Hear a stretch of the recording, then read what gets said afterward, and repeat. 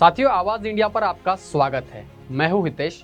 आज बात करेंगे बिहार के चुनाव में दलितों का वोट क्यों है महत्वपूर्ण। बिहार में चुनाव की तारीख अभी तय नहीं हुई है, लेकिन माहौल पहले से ही गर्म है। पिछले कुछ हफ्तों में हमने बिहार के कई इलाकों से खबरें देखी, पढ़ी और कई लोगों से बात की, और एक बात साफ दिखी कि बिहार की राजनीति में दलित वोट इस बार निर्णायक भूमिका निभाने वाला है। दलित समाज, जो हमेशा से ही राजनीति में किंग मेकर रहा है, इस बार क्या सोचेगा? क्या वो नीतीश कुमार पर भरोसा करेगा या फिर तेजस्वी यादव के साथ जाएगा, या मायावती जी और जो युवा कद्दावर नेता है, दलितों का नया चेहरा है चंद्रशेखर आजाद, क्या इन जैसे नए विकल्पों के तरफ भी बिहार का जो दलित वोट है वो शिफ्ट हो सकता है? आइए इसको जानते हैं और समझते हैं, क्योंकि चुनाव केवल वोट का खेल नहीं है, बल्कि उम्मीदों और सपनों का भी खेल है। दलित वोटरों की पहली पसंद कौन हो सकता है, यह सवाल अपने आप में बहुत संजीदा है और बहुत नए सवाल खड़े करता है। ताज़ा सर्वे क्या कहते हैं, आइए बात करते हैं। दलित समाज का इस बार झुकाव महागठबंधन की तरफ है, क्योंकि 46% दलित वोटर महागठबंधन के साथ में है, 32% एनडीए के साथ है और 22% ऐसे लोग हैं जिन्होंने अभी तक तय नहीं किया है कि वो किधर शिफ्ट होंगे। लेकिन ये आंकड़े सिर्फ आंकड़े नहीं है, इनमें छुपे उन परिवारों की अनकही कहानियां हैं जिनके घरों में रोज 50 रुपए का राशन लाने के लिए भी उन्हें जद्दोजहद करनी पड़ती है। उनके लिए सबसे बड़ा मुद्दा रोजगार है। 58% दलितों ने साफ साफ कहा है कि उनकी समस्या इस बार बेरोजगारी है। कई लोगों ने कहा है कि उनकी समस्या शिक्षा, स्वास्थ्य, इन जैसी बड़ी बड़ी समस्या भी है। 14% लोगों ने शिक्षा, अस्पतालों की हालत को मुद्दा माना है, और बाकी लोगों ने भ्रष्टाचार, पलायन और कानून व्यवस्था पर बात की है।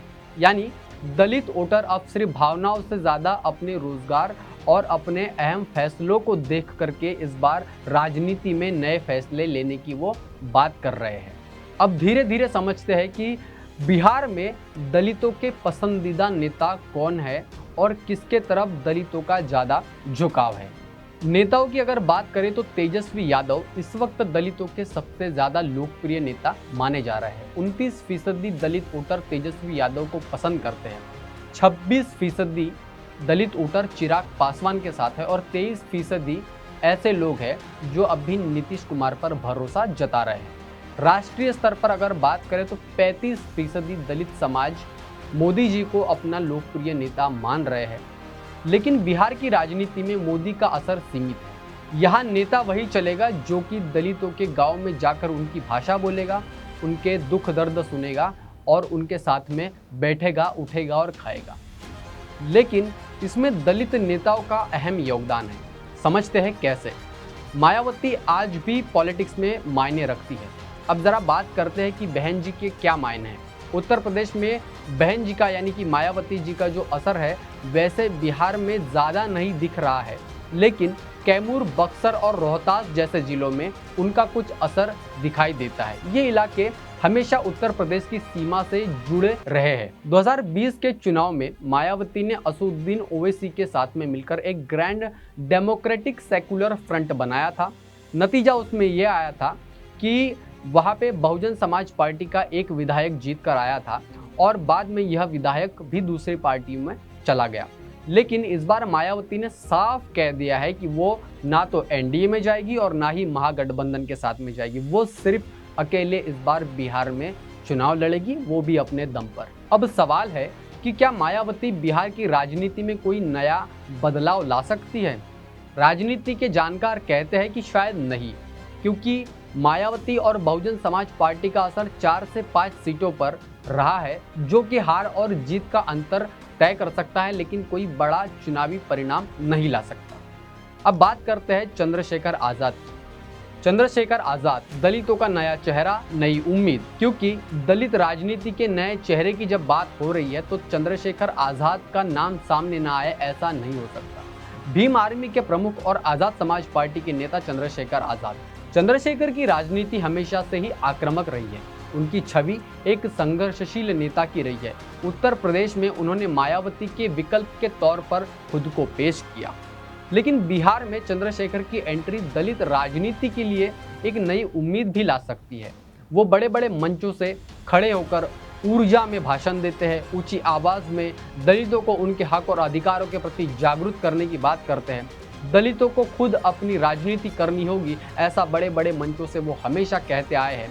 लेकिन उनके सामने बड़ी चुनौती है कि बिहार की दलित जातियों में बड़ा बिखराव हमेशा देखने को मिलता है। रविदास, पासवान, मशहूर, इन जातियों के बीच में दलित समुदाय जो है बटा हुआ है और इसमें एकता नहीं है। अगर चंद्रशेखर इस बिखराव को नहीं जोड़ पाए तो इसका फायदा सीधा सीधा एनडीए को मिलेगा। समझिए दलित वोट बिहार की राजनीति में क्यों अहम है। बिहार में दलितों की आबादी करीबन 20% है, जिसमें से 243 सीटों में से 38 सीटें दलितों के लिए आरक्षित है। सभी सीटों में 38 में से 21 सीटें एनडीए के पास यानी भाजपा के गठबंधन के साथ में है और 17 सीटें महागठबंधन के पास है। यानी दलितों की एक छोटी सी नाराजगी पूरी सत्ता का खेल बदल सकती है।